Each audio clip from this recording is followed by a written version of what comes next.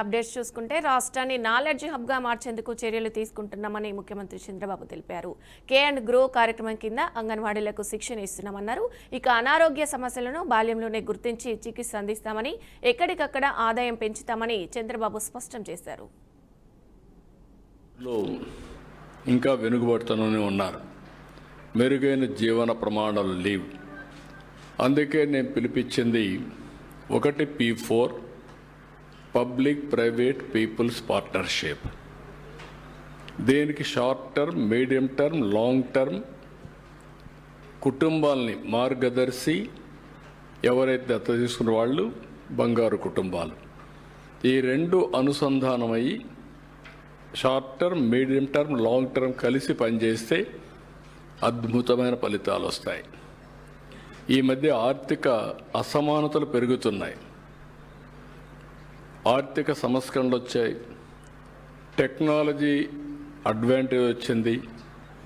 ఈ రెండు వచ్చిన తర్వాత డెమోగ్రఫిక్ డివిడెంట్ వచ్చింది. ఇప్పుడు స్ట్రాంగ్ లీడర్షిప్ ఉండే పరిస్థితికి వచ్చాం. దీంతో ఎక్కడికక్కడ అడ్వాంటేజ్ సంపద సృష్టించడం కంటిన్యూగా జరుగుతూ ఉంది. మనం చూస్తే ప్రపంచంలోనే ఫాస్ట్ గ్రోయింగ్ ఎకానమీ ఇండియా. ఇంకో పక్క స్కిల్ డెవలప్మెంట్ సెంటర్ పెట్టాం. అందరికీ స్కిల్ డెవలప్మెంట్ సెంటర్ చేస్తాం. ఈ ప్రాంతంలో ఉండే వాళ్ళు కంప్యూటర్ ఆపరేటర్స్ కానీ చదువుకున్న వాళ్ళు ఉంటే ఇక్కడే ఉద్యోగాలు, వర్క్ ఫ్రమ్ హోమ్. అదే సమయంలో ఇక్కడే వర్క్ స్టేషన్స్ క్రియేట్ చేసి కంపెనీలు పెట్టి అక్కడి నుంచి నేరుగా వాళ్ళు పనిచేసే అవకాశాలు కూడా ఇస్తాం. So that upgradation of skills, continuous learning, new technologies అవన్నీ కూడా పెడతాం. సబ్ స్టేషన్ దగ్గరనే ఒక 200 స్టేషన్స్ కానీ 250 స్టేషన్స్ బిల్డింగ్ అంతా రెడీ అవుతుంది. ఒక 8 నెలల్లో ఇది కూడా పూర్తవుతుంది. 1 ఫ్యామిలీ 1 ఆంటర్ప్రెన్యూర్ కూడా ఇక్కడ ప్రారంభించాం, అది కూడా స్టార్ట్ చేశాం. ఇప్పుడు డాక్రా సంఘాలే చేస్తున్నారు. రాబోయే రోజుల్లో మిగిలిన కూడా చేస్తాం.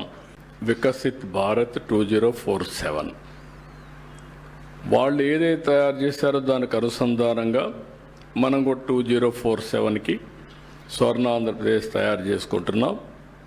అదే సమయంలో నిర్దిష్టమైన లక్ష్యాలు పెట్టుకుని 2029కి ఏం చేయాలి, 34కి ఏం చేయాలి, అక్కడి నుంచి మళ్ళీ 5 ఏళ్ళకి ఏం చేయాలి, ఎవ్రీ 5 ఇయర్స్కి, అదే మరి ఎవ్రీ ఇయర్కి క్వార్టర్లీ, మంత్లీ టార్గెట్స్ పెట్టుకొని పనిచేస్తున్నాం.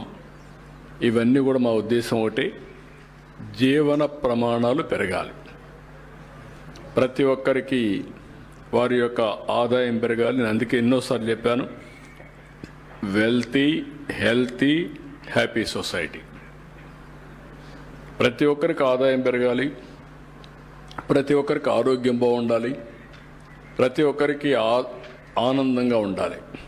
ఇక్కడికి వచ్చినప్పుడు ఇండ్లు లేని వాళ్ళందరూ గుర్తించాం. 247 ఇళ్ళు కావాలి. కొంతమందికి ఇంటి జాగాలు ఉన్నాయి, 187 మందికి ఇంటి జాగాలు కూడా లేవు.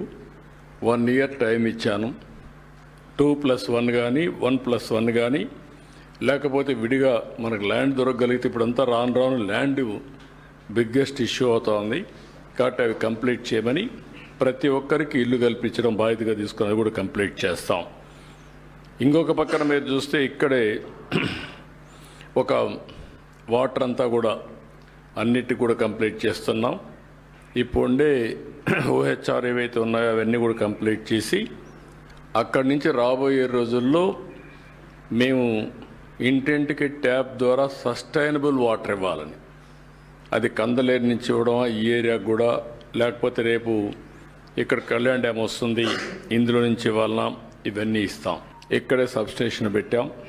ఇక్కడ వచ్చిన సోలార్ అంతా కూడా ఇక్కడే పెట్టి,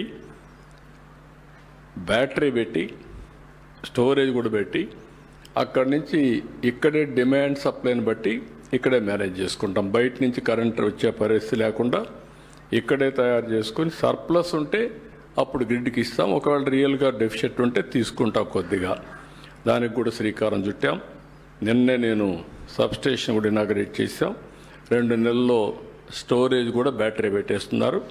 అక్కడి నుంచి అది కూడా స్టార్ట్ అవుతుంది. అవసరమైతే పంప్ సెట్స్ అన్నింటికి కుసుమ్ కింద సోలార్ ఇస్తాం. అది వాళ్ళు వాడుకునేది మీటర్ పెట్టుకుంటాం, వాళ్ళు విల్లింగ్ అయితే. వాళ్ళు ఎంత కరెంట్ ఇస్తారో ఎప్పుడు కావాలంటే అప్పుడు మళ్ళా కరెంట్ వాళ్ళు తీసుకోవచ్చు, స్వాపింగ్. ఇప్పుడు వాళ్ళకి పీక్ ఉంది, కరెంట్ ఇస్తారు, వాళ్ళకి అవసరం మళ్ళా ఇస్తాం. ఆ కరెంటుతో వాళ్ళ స్కూటర్లు, సైకిళ్ళు, కార్లు, ట్రాక్టర్లు అన్నీ ఛార్జ్ చేసుకోవచ్చు, జీరో కాస్ట్. అల్టిమేట్గా నేను మీకు చెప్పాలనుకున్నది, పబ్లిక్ సాటిస్ఫాక్షన్ చూసుకుంటూనే రాబోయే 1 ఇయర్లో నెక్స్ట్ లెవెల్ ఆఫ్ డెవలప్మెంట్ చేసిన తర్వాత, ఆ తర్వాత రాబోయే రోజుల్లో ఎక్కడికక్కడ ఆదాయం పెంచడం, ఆంటర్‌ప్రెన్యూర్స్ని తయారు చేయడం, అవసరమైతే ఈ ప్రాంతంలో ఏవైతే హోమ్ స్టే కూడా, తిరుపతి రూరల్ మండలం అన్ని హోమ్ స్టే కూడా ఎక్కువ ప్రాధాన్యత ఇస్తాం. మీరు మంచి ఇండ్లు కట్టుకుంటే హోటల్కి పోయే పని లేకుండా ఇక్కడే మీరు ఆతిథ్యం ఇస్తారు, మీరు అవన్నీ కూడా చేస్తాం. తిరుపతిలో 20-25 చెరువులు ఉన్నాయి, అర్బన్ డెవలప్మెంట్ అథారిటీకి చెప్పాను, అవన్నీ డెవలప్ చేయాలి. అవిలాల చెరువు హైదరాబాద్ ట్యాంక్ బండ్ కంటే బెటర్గా ఉంటుంది, వన్ ఆఫ్ ది బెస్ట్ చెరువు అది. పేరూరు ఉంది, పేరూరే కాదు మొత్తం ఏవైతే ఉన్నాయో అన్నీ కూడా చెరువులన్నీ బ్యూటిఫికేషన్ చేస్తాం. Tirupati is a city of tanks.